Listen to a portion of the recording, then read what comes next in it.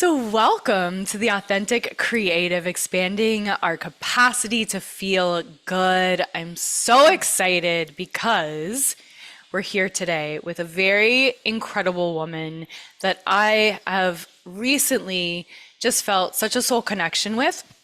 So, Lesley, tell us your last name. Alberts. Alberts. She is, guys, a wife, a mother, and host of the Kindred Journey podcast, which I got to be on. And it was such an honor and such a delight. And I am so proud of the conversation that we had. So go on to Kindred Journey podcast and have a little listen, because it was a pretty beautiful, deep conversation. And we went to some pretty interesting places that I think you'll enjoy. While her 9 to 5 as an agricultural real estate appraiser brought her to Idaho, she has nestled into her community, met her now husband, and resides here with her 2 boys. She is passionate about connection and conversation with other women and holds a safe space for women to share their story of courage when comfort is no longer an option on her podcast. All things outdoors calls her name, but she loves skiing, mountain biking, hiking, and camping. And we are just going to open flow with this conversation. So before I hit record, I asked Lesley, what is your offer? What are you wanting people to get in on? And she said, right now, it's really the podcast. And I think that is so beautiful in so many ways. One of which is this unification and this simplicity and just, hey, maybe that's enough.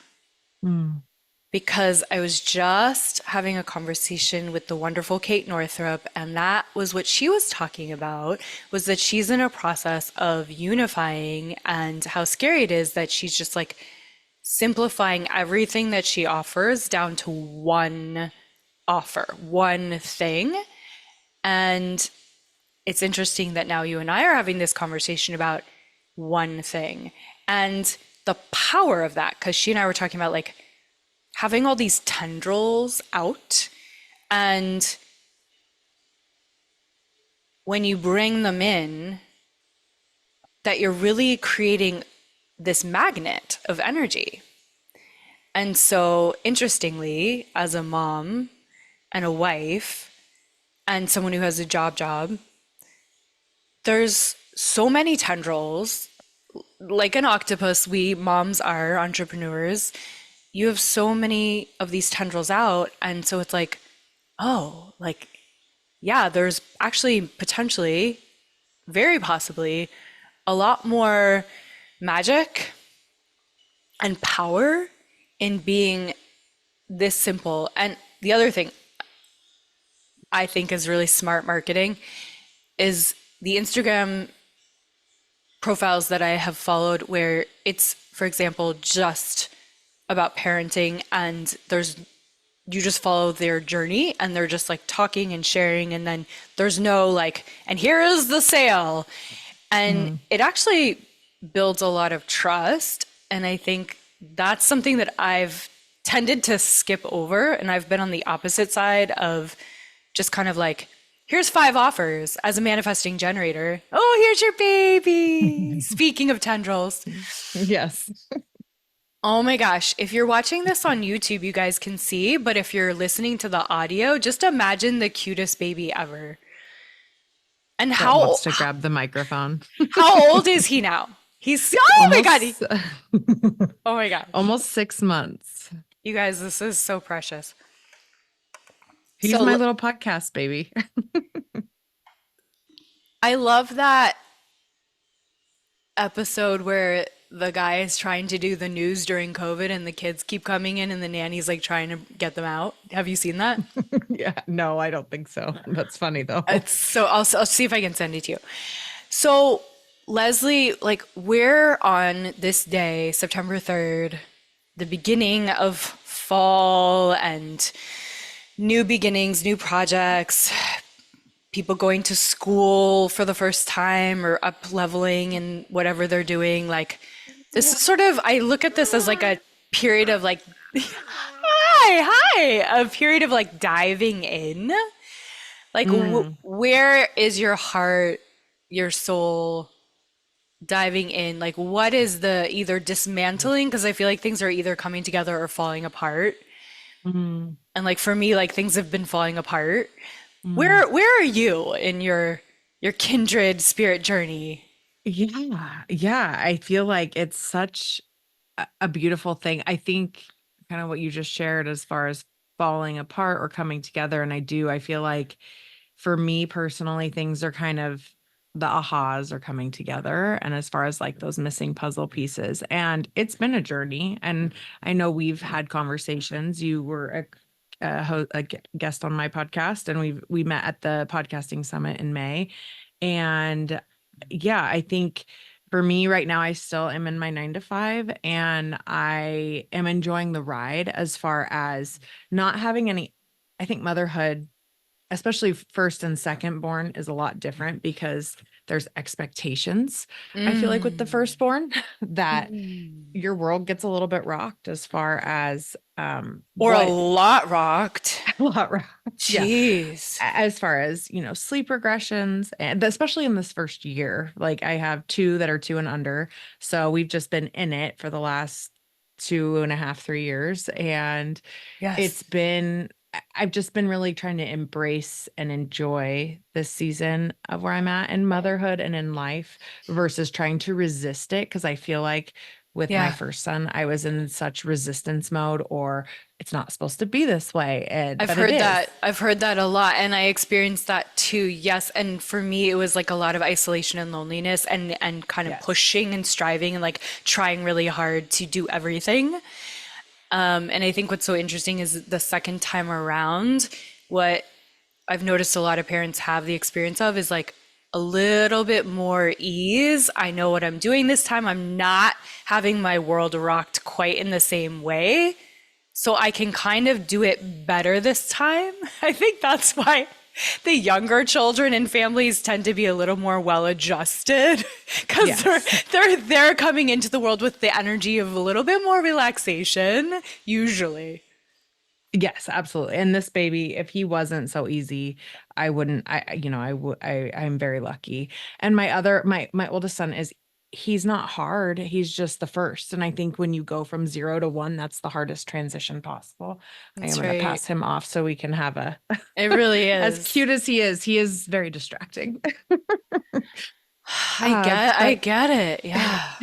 yeah, so I think, I mean, and we can take this wherever this conversation goes. And like you said, in our conversation in my podcast episode that we had together was so beautiful, and it went so many different ways. And I think for me, motherhood is part of the journey and part of my process and part of my entrepreneurial journey as far as wherever I am supposed to be and wherever I am headed, they're a part. If it wasn't for them, I wouldn't be on this journey. So that in itself is such a beautiful thing for me to explore and share. And as I feel like I lost a little bit of my identity when I became a mom, like who am Yes. I as Lesley? Because Yes. I couldn't do those things. Like I added those on at the very end because do I get to do those as regularly as I used to? Absolutely not, especially right now.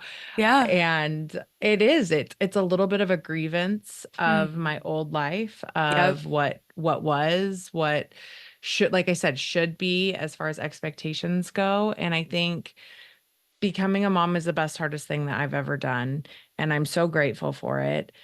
And it's especially in this season of motherhood, as far as like you asked, the pieces are coming together. My husband is in wildland fire. He's a smoke jumper. He jumps out of an airplane to put fires out, That's and he's been incredible. gone. Yes, very incredible, very humble. And it's been hard. Like it's been so Hmm. hard this summer I thought it was hard with one, but then you add another one and it's been another layer of hard, but Yes. it's I've almost found out who I am. I've almost fallen back in love with myself as far as who I am as a person, and learn more about myself and how strong I truly am in this Wow. season of hard. Yes, because when you have no other choice Mhm. but to answer the demand of what's being called in any moment, regardless of how much you've slept or how well you feel or what you want to do, whether it's getting things done or whether it's relaxing or whether it's adventuring, like when Mhm. that is there in front of you, there's no other option. You just find out what resilience means. Mhm. Yes. And I feel like true survival mode is what I have been in, willing or not, and it's been for several years. I feel like I've been in a little bit more of a flight or fight response Yeah. subconsciously with a lot of things that my family has endured pretty Yeah. much, since we've gotten married. I mean, child labor for me was traumatic. It was emergency C-sections. The first one was an emergency C-section. The second one was more of a let's try a VBAC, surrendered to a C-section before it became an emergency. But that is trauma that I didn't realize. And my husband, actually, who is a very tough, manly man, doesn't admit to, he said that was traumatic for this with the second Mm. labor. And so to see it kind of unfold very similarly to our first son's birth. And so I think just all the things that have been leading up to this summer and to kind of all those ahas, and our wonderful, beautiful mentor, Kathy Heller, she says, take the how out of it. Because truly, I feel like while I have nothing yet to offer anybody other than a great conversation and great connection, which is worth, Everything. That's yes, so much to offer. yes, it's so much to offer. It's in it. And so I think to be able to offer that to people, especially in a time of when a lot of people are lonely, I think it's so important to have that connection. That's what And we need the so, most. That's what we need the yes. most is connection and relatability that people can see what you just shared so openly and vulnerably and in such a courageous way about your trauma. Now, any woman who listens to this or man who listens to this gets to feel a little piece of them healing. Hmm. That's huge. Hmm. Yeah. It, it, it feels good and it feels natural. And so I feel like I had to go through this season, through all these hard seasons, it's a foundation on top of one another. Like, okay, and building that strength muscle, that courage muscle. Okay, I can get through hard things. I can do this. Yes. And even though when you feel like the walls are kind of closing in and caving in on Mm. you, you can truly do this. And Oh, I think, can we stop for yes, a second with the yeah. walls closing and caving in feeling? Hmm. That's interesting to me because this podcast, the subtitle is expanding our capacity to feel good. And what's the opposite of that is, of course, the natural contraction, ebb and flow of the ocean. Like everything has contrast and expansion has to have contraction. Hmm. So when you're feeling that contraction in your system, we all understand what that feels like. Hmm. Yeah. And what I've noticed is when that starts to happen, I have so many tools, as you might as well, but I have so many tools because I've been doing this for so long that I actually start to get overwhelmed with which tool to choose. Mm. Well, Kind of like the offers, or like what you were saying in the yes. beginning with all the things. There's almost too much available to us, right? Sometimes there's like, oh, I could chant, I could breathe, I could read, I could do yoga, I could listen to a podcast, I could meditate, I could run, I could like, so I'm curious, Lesley, when you have that feeling, because speaking of expanding our capacity to feel good and healing Hmm. ourselves and all this healing, soul spirit level conversation, like what is your process? Do you immediately have a go-to? Do you know what to do? Does it take you a minute? Do you rest first and then decide? Like, what is your process? Yeah, I think it's what feels good in the moment and what I might have capacity for. Because I feel like, especially as a mom, our capacity changes on the daily, maybe the Yes. hourly. Yes, yes, And yes. and Like so, by yeah, the and I think second. Yeah. yeah, by the second. Yeah. And I feel like I'm truly tuning into that. Like I said, I feel like I'm kind of falling back in love with myself as far as what does Lesley want? What does Lesley need, in the sense of how can I be the best mom to show up for these kids in the best way possible? Because I wasn't showing up for them in the best way possible a couple months ago. And again, I feel You like, were doing your best in those moments, but it wasn't what you yes. wished it could have been. Yeah. Yes. And I had the awareness, like you can't change what you don't notice. I think I Mm-hmm. have radical awareness and also to have radical responsibility of what is mine and what is not mine. Because That's I think good. sometimes I would take on responsibility of what was not mine to take. And I think that's something as moms, as givers, as a Talk doer more by about nature. that. Tell me more about taking on things that are not yours because I think that's so important. Like Yeah, what were you taking on? I think I've been codependent in a long for a long time of my husband, of other relationships, whether it's conditioning or child or what I was raised or how I saw things. It's just part without thinking about it. It's just, oh, this is what we do. And, Yeah, the I programming. think yeah. And so I think having the awareness around, okay, and trying to set boundaries, I've been trying to set boundaries for years. How many books have I read or podcasts have I listened to about boundaries? And I'm like, how is this so hard? And Right. and it's but coming from that space of, oh, and how saying I'm sorry. Well, what do you say? Like it's just by nature saying, oh, I'm so versus that empathy piece and Mm. saying I'm sorry versus, oh, I feel you. I understand you. Just shifting the words. Okay, that feels better. Like kind of coming back into alignment with myself. And so to answer your question, I think again, it depends on the capacity that I have each day. And also, I think taking what was mine as far as like my husband could have a frustrating day at work. That's not mine to hold, that's Got it. Yeah, and got so, it. and like and just certain things like the empathy versus the sympathy. And I think Yes. where the ownership that I was trying to take of that when it had nothing to do and it had nothing to do with me. And that was something that we even had a situation where he was like sighing or frustrated at something. And I was like, oh no, what did I do? Yep. It had nothing That's to do that's with a me. trauma response right there. And I feel that all the time. I'm like, are you okay? Are you okay? Are we okay? Am I okay? Are you okay? Oh, he's not okay, so I guess I'm not okay. Oh, you're freaking out about money? Okay, I guess I'm freaking out about money. Mm-hmm. Right? That's the codependency and the trauma response because you're just like, I need to be hyper vigilant and make sure that everything around me is okay so I can feel safe. Yeah, exactly. And I think, yes. And he even brought to my attention, why are you in such defense? Why are you so defensive? I'm like, I'm not. Like, Yeah, and also like when you're in the trenches of motherhood like you have been, you are so sleep deprived. Your nervous system is on high alert. You're in fight or flight. Like, how are you supposed to feel like you're making regulated decisions? So, right. back to the original question, what's your favorite tool of when you I, feel that overwhelm or the walls are caving in? Like, what is your favorite way to regulate? to breathe and to Oh, be out in nature. yeah. I would definitely say we live in a big city, but I would say nature is home to me. Yes. And I feel the energy here in the city living here. It's definitely like, who am I? Kind of those questions over time. And I've been here for 8 years.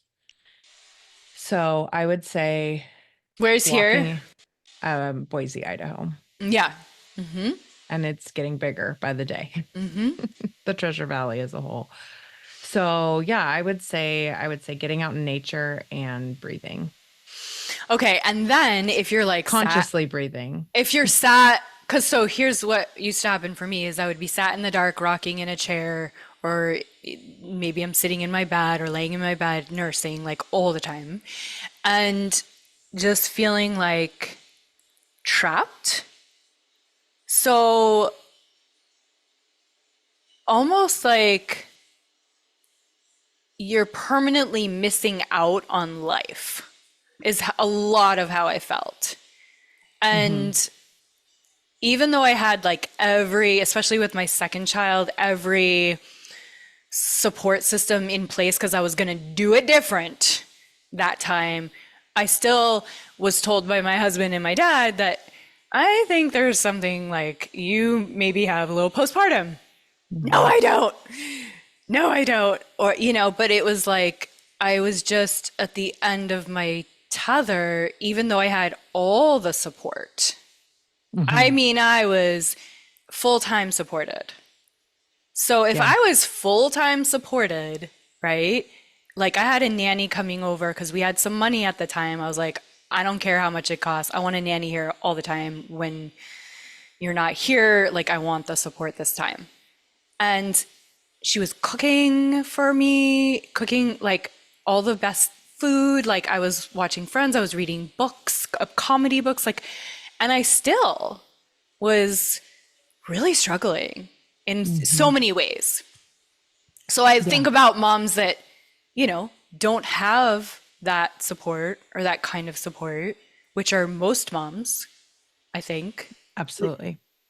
And it's like, how are we doing? How are we doing this? It takes a village, right? And we've taken the village out of childbirth, child rearing. It's truly become such a, like you said, there's times of isolation. And 1000% last summer when I was single parenting by myself with just one, it was probably the most isolating time that I've ever felt because I had to be home for bedtime and bath time, Yeah. all the routine stuff. And there was no more social happy hour, meeting friends, whenever I wanted to be social. Like it was definitely more of a structured, that's honestly, again, where the podcast originated from, was because I became a mom and I couldn't connect with friends and be social like I once used to, or as it took work, right? It took conscious work to like Yes. actually like plan and Yeah, coordinate. and like even though for me, like I had this place called the Pump Station in West Hollywood, and even though I knew on Tuesdays at a certain time there was going to be women there, oftentimes I would miss it because if I missed that window where I Mm. had the ability and the energy and the capacity, like you're saying, capacity to finish a feed and get it together and the baby's awake and I'm ready and I'm awake to like get out the door with all the things I need. That was like kind of a miracle. And so oftentimes I would miss the support system. Even if I Mm. was trying, I'd be like, oh, it's not Right. worth it. The baby just fell asleep on my boob again. I'm not going to wake the baby up. I'm going to Right. close my eyes. And that's maybe what you needed in that moment. And that's as much as you wanted to go be in that space and get that support. Maybe that's what you needed in that moment. And I think like we were talking about with capacity, I think I've noticed I don't want to call them triggers. They're just my downfalls of if I notice where, because I did have postpartum depression with my first, Yeah. and everybody was telling me it's normal to feel this shitty. This is okay. And it's like, why, how is this normal? Like I felt crazy. Hmm. And we were going through a lot as a family in Yes. that time. And so but for this one, I was hyper aware of postpartum depression and hyper proactive for myself and needed all the support and all the things lined up because you don't know what you don't know, right? I think with the first, your world Did just you gets take the rocked. placenta? Were you eating the Yeah. placenta? I was doing that. I Oh, was like, swear by that. my midwife was like, I'm gonna up you to like 9 or 12 or something. It was a crazy amount of placenta that she upped me to. And I was like, I don't think this is working. Like, okay. I felt like it worked with my first. The second, again, it's just so different, but it did still help me, I feel like. But I do have leftovers this time. So I'm like, well, when my period starts back up or whatever, I'll Good for I'll I'll you. I'll take them. But yeah, so I think it comes to your capacity. But I noticed like lack of support and overexhaustion was not a good day for me. That's when I would start to really spiral or have those days where, again, those walls caving in. Yeah. And so I think to be aware of it and to know, now I know on especially hard days. I had another hard day earlier this week. I was I gave myself so much more grace in that space and reminded myself that this too shall pass, because it Yeah. does, even though it Yeah. feels like, especially when walls, like you said, to expand versus to retract, it will end. This will pass. Yeah. It is a hard day. Yeah. And what I've just been noticing, especially today, because today's the first day of my oldest going into middle school and my youngest going into fourth grade, is that it feels like it's going so fast now. And what I wish watching little videos yesterday, the night before, whatever, with my husband. He's looking back and like crying at these videos when they were babies. And it's like, I wish I said that I could just go back in time for like one day and just enjoy each of these age stages that they were in. Hmm. Just a day, not more than that. Because in those moments, it just felt like forever. Yes. It was like and especially with my second one, before he was talking, but I still had to hang out and just be present. It was so lonely, but also like, when is this going to end? Because I'm so bored. Hmm. And and then now it's like, oh my gosh, middle school, like you might as well be going into college. Like it just feels like it's almost over. It's just so Yeah. fast. It's like, what? So it's just interesting. And then that just puts more pressure on new moms because they're like, okay, I know everyone says it. Yes, it goes so fast. Enjoy it, enjoy it, enjoy it. And you're just like, fuck, I'm trying to enjoy this. God, like, but am I wrong for being miserable right now? And it's like, No. no, no, you're not. Yeah. And I think for me personally, like you kind of what you shared, like I have taken a few videos and pictures of the shit that I've been in this week. Like there were some hard days this week. Cause again, my husband, he just came home yesterday, but he's been gone. And like I'm at the end of fire season. Like this, again, my capacity is not what it was out the gate in June. You Yeah. know, it's different. And so and it's hard to hold space when my capacity is not as fresh as it could be. And recognizing that, I have taken some pictures and videos of this week of me just like, not to say, oh, look what you did when you were little, but just to hold this video of my son crying in my arms and me holding him until he's done, not needing to be held anymore.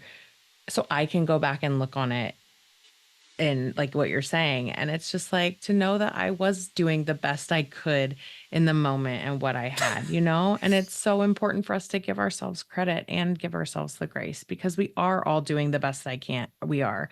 And I think like something that you shared, like the new mom has to experience it. We can tell her, oh, it goes by so fast, sleep when the baby sleeps, do all these things. But it's like, it's truly like it's experience led, right? Like you have to, Yes. because I remember with my first, it was like sleep when the baby sleeps. I'm like, well, how's everything else going to get done? Yep. And now I sleep when the baby sleeps because it's You're like, like, oh, it's fuck nap it. time. It's Yeah. nap time for all of us. Like, because I know in Yes. that moment, I'm going to be a better person on the other side of that rest. Yes. Kind of something I think we talked about, on your conversation was like resting is seen as a reward in this country where lately, like, I want to practice rest. I want my kids to see that it's okay to rest, especially when you need to, because I'm going to be a better person of it. And you're all going to get that better version of myself after I do take time to rest. This is a perfect moment to shout out my new favorite deck, which is called the Nap Ministries Rest Deck 50 Practices to Resist Grind Culture by Trisha Hersey. Mm. And I was gifted this by my sister when she visited recently. And it's just all like rest is beautiful interruption in a world with no pause button. And it's Mm. every card is I do nothing alone. My whole life is a collaboration.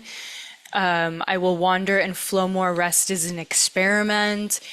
Divest from capitalism, lay down somewhere. Like that's radical and that's deconditioning from this toxic capitalized internalized capitalism that we have. And it's also the masculine that tells us that we have to do more, be more, have more, right? And the feminine is like relax, release, surrender, open. Mhm. So I love that we're all kind of becoming more and more conscious of maybe more isn't necessary all the time. Mhm. And I love how you keep saying, I'm falling in love with myself, because I think that's the whole deal. Like, that's the whole deal. What if we could all actually not find it selfish, because it's not, it's self full, it's in service of when I fill up and love myself fully, like That's the whole answer. And if we all could do that, if we could all do what you're doing, which is falling in love with yourself, what kind of world would we be living in? The best world. Hmm. So Yeah. I love it. I love it. And I love that moms are having conversations on podcasts now because we didn't have that, I don't know, 7 years ago, 5 years ago. It wasn't really happening. And now it's a whole movement. Right. And I think kind of back to that isolation piece, because I think we, as moms, I'm the only one experiencing this and going from that feeling, especially when you do feel like the days that the walls are closing in, like to knowing that you're not alone. I think it's so important, especially because we have kind of taken the village piece out of it takes a village, and I Yes. think um that's what I'm here. My podcast isn't just for moms, it's for women, but it takes a lot of courage to do what I'm doing. And I say that as humbly as possible, like to be not just a single mom right now for the summer, raising two boys. I just started back to my full time job after an extended maternity leave in August, um, caring for our house, grow like just everyday life stuff, but it's like, Takes a and I think, hero to do what you're doing. Yeah. well, thank you. But I'm also trying to start whatever entrepreneurship that I'm, called to do, and so I think, I'm truly thoroughly enjoying the ride. I am not, I have taken the how out of it. I'm not having I think motherhood has taught me how to live life, I guess, in a way that I want to live it and how I want to see it. Like I am taking the expectations out of things and the how out of things. I'm just being with what is. And like I said, I think that does come back to your nervous system and not realizing how much of an overdrive I was living in for so long because it was normal, that's Yes. what I was used to. So Yeah. I think with this season and a few months ago, I was waiting for happy hour and waiting for nap time or bedtime, couldn't come soon enough. And I was in that space of, I don't want to be this mom. And so I was Googling nervous system reset. How do I reset my nervous system? Just the little things that I mentioned earlier, like the defensiveness and the snapping and the fight or flight, and just all these things that have kind of come again, all these little pieces of the puzzle. And yeah, I think I ended up doing a nervous system reset, a 21-day nervous system reset. And I sound like an infomercial, but it has truly changed my life. Like it's just like I see things are happening that I again took the how out of. I'm eating better. I'm not drinking. I've had a glass of wine with dinner as like a true enjoyment, like drinking that nectar of life versus, oh, I need it because it's 3 o'clock, And so it's just from a different space, right? Versus that defense mode, throw more on me, put more on my back, kind of like do more, Yeah. be more. It's just like you said, kind of what you said about the masculine and the feminine. I've truly like released, surrendered, accepting what is, and moving my way through life with that. That's beautiful. I mean, that's really key. I think that's what I wish I had had when I was in the moment you're in for Mhm. myself, for sure. I'm going through a reinvention and a reevaluation right now because it's my birthday in a few days, and I'm just sort of picking up, like, this is very similar to my first mushroom journey I ever had a couple years ago. Just picking up each thing in my life, each pattern, each practice, each habit, and just going, is this good? Do I like this? Do I Mhm. need this? Is this working? Or even if this is good, like, is this what I need it to be? Mhm. And it's exciting, but it's also scary. And it's also like, I feel so kind of discombobulated in one sense, but then also everything is about to pop off. So it's Mhm. it's all of that. And I'm curious if you've I imagine, knowing you the way I know you, you've had some similar experiences to what I'm describing, and I'm curious what yours is. Yeah, well, happy early birthday, by the way. I Mm. I going back to work, I had a lot of angst around just knowing I got postpartum depression with my first. And when I started back to work, I would uh it was just all the things, all the hats that I was wearing. I think just the overwhelm, the overstimulation kind of just hit me. So I was very anxious about going back to work with my second. And I think having that awareness and practicing things, and I feel like I almost put a square peg in a round hole. Like I tried to do my job how I did it for 10 plus years without children. And that's just not reality. That's not my current existence. Like I have the same 24 hours as I do now, as I did when I first started my job. And it looks a heck of a lot different. So I think to like shed the old Yeah. as far as what no longer serves me, and especially with like my schedule, and I'm lucky and blessed that I do have a work from home work life balance 9 to 5. It does not look like, I am working nights and weekends right now because I'm able to be home with my boys 2 days a week, and so it's just, I think, yeah, shedding what no longer serves you and saying thank you, kind of a bless and release, thank you but no thank you anymore. And I think that takes courage, especially as a almost 35-year-old woman, when I am stuck in my ways and I have my way, my habits and my routines and my systems, but they were all broken. I think all of my habit systems and routines were broken. They didn't work for the new life, the new chapter that I'm in, but I was trying to like fit them both together very oddly enough. So I think that is something I had awareness around before going back to work. And I said, okay, I want to do this differently. And I want to structure my truly work-life balance, like integrate them both. And I can do both. And I can be there for my boys as a single parent in the moment, but this is going to end soon, and get through these first few months of working in that capacity. Yeah. And then that will shift to more of like our whole household together in a few, in fall. So Yeah. I'm I getting think the just, image of like a snail with the shell, and the house needs to get bigger and bigger. yes. Yeah. And I would say like, just so, yeah, what no longer serves me and to stay curious with it versus, and I think that's again where the nervous system has come into such a play. So I'm totally geeking out on the nervous system right now. And I think my calling, like I said, I feel like I'm called to help moms that are overstimulated, overwhelmed, burnout, and Overtouched. overtouched. Oh my gosh, overtouched is Right? a thing. It's such a It's a thing thing.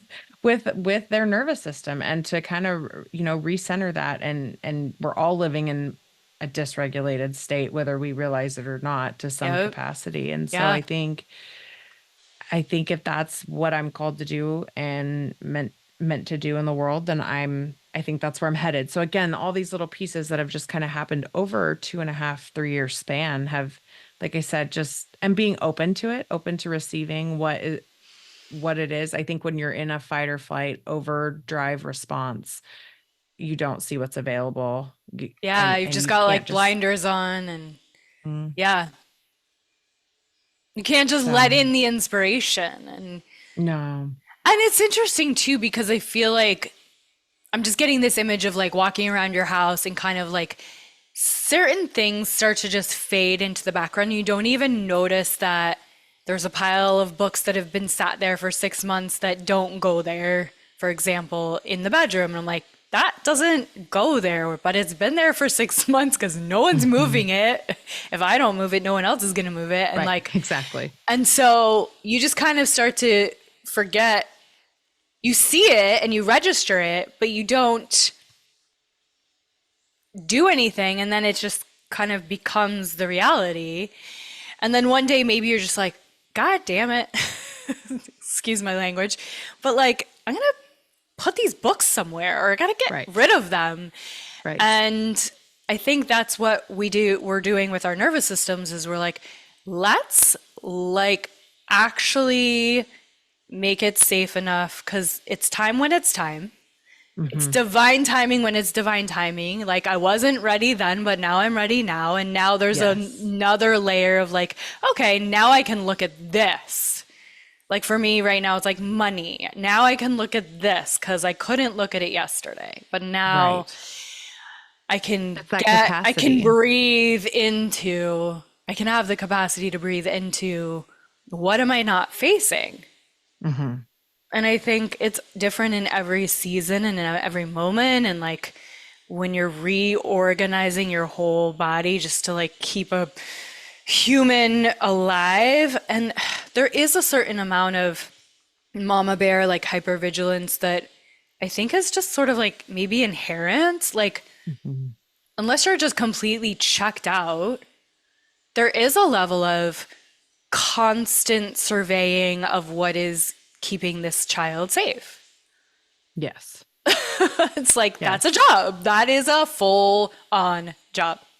Yes, absolutely. And I think I was just actually talking to my mom. I was like, I've never been an anxious person until I became a mom. And because I have a lot more of a response, it's not just me I'm taking care of or trying to keep alive. And I think again, that is a nervous system response because, fight, flight, or freeze or fawn, is part of our reaction. And it's it was originally meant to keep us alive from tigers and bears and but now we think of other things in this world that some people might think as a harmful thing or and I know there's so many different parenting styles out there, but like I feel like I'm a you know you have to have these teachable moments, especially and I'm not saying I'm letting my 2-year-old go willy-nilly, but like I let him go out to the garage where he can go through the dog door to go out to our side yard that is perimeter fenced. Do I keep an eye on him through the window and and I go out there and check on him? Yes. But like he's exploring and playing in the grass and playing with our dogs and just, and he knows his limits, he knows his boundaries, but I can't just say, don't do that because he won't ex- he won't know what I'm talking about. He has to experience it. And I think that's also like kind of how I shared earlier. Like I have to learn to experience, I have to experience something to learn about it. And I think like I said, I was just kind of like, I didn't know I was in an overstimulated, dysregulated nervous system. And then kind of taking that step back, it's kind of like my son. Like he has to learn those limits and boundaries and be like, okay, I need to take a step back. And he does. He's not overly cautious. He's not overly, I don't have a toddler that, is running in the street or anything like that, but just having, and I think that's helping him. And something I learned through this nervous system reset is that he is co-regulating with my nervous system until, or whoever he is around until he's in his mid 20s, Yeah. late 20s. And I'm like, I don't want to come from a place of fight or flight and him feed off of that. Like that's important to me as his mom. I don't want him to be receiving that kind of energy and and being in that space. I want to come from a much more regulated, calm space for him And to co-regulate with. and that's so beautiful that you have that consciousness and that awareness and that language because that was not available to us No. until recently. And so I think we have to be slow and gentle with ourselves with the new awarenesses because it's like, oh, here's another way that we could potentially be perfectionistic and beat ourselves up around, oh, I'm not regulated. Mm. And as we're learning, I'm sure you know, Leslie, is like regulated nervous system doesn't necessarily mean that you're always calm. It, No. right? So it means that you're able to flexibly respond in the moment. And Yes. sometimes you're going to be sad or scared or upset or angry, and that's part of humanness. And we're not just meant to constantly, at all moments, just be calm and chill all the No. time, because I think that's a new hoop that we would have to like try to, no one's gonna succeed at that. No. And yeah, I think kind of like what sorry, I went on a tangent, but like our nervous system is meant to keep us safe. Like I said, it was tigers and lions and bears before, but now, and that's, I guess, kind of where I was going with my son, I let him explore so he can learn that capacity for himself. Yeah. And I think it's so important because, like you said, we need to have that urgency if our child is running in front of a car and I need to grab him quickly. Like that's what our nervous system is for. But if there's little things where it's more of like the helicoptery, like, don't do that, don't do that. It's like, well, why not? And maybe stop and be curious with yourself and ask. And this is just like for me, I'm talking about myself. I'm not Oh giving no, any exact I advice. needed that. Like I'm such a helicopter. I was just But like it's just everything like, was like don't do that. Like because that's how I feel like I was raised. Like the whole world was mm, scary and everything's gonna right. out to get you and hurt you and so Yeah. yeah. And I think so for me, I'm like, well, why am I saying that? So I guess I just internalize like, okay, get curious with that. Don't be judgy or harsh on myself by any means, but like, okay, why am I telling him no? Maybe help lead him or lead by example or show him like before just saying no. Does that like obviously if he wants Totally. to play with a sharp knife, I'm gonna say Yeah. that's not okay. Yeah. But like and Yeah. again, I'm just like generalizing